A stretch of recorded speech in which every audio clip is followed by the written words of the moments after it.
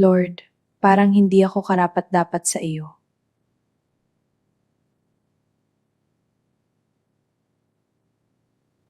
Sa dami ng pagkakamali ko, paano mo pa ako tatanggapin?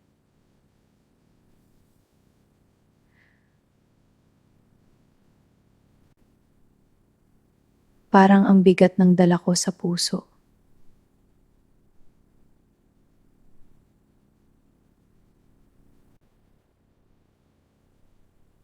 Pero ang pag-ibig mo hindi nakabase sa pagiging karapat-dapat ko.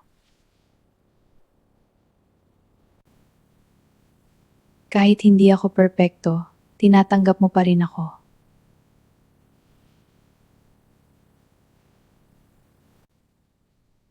Sa iyo sapat na ang biyaya mo.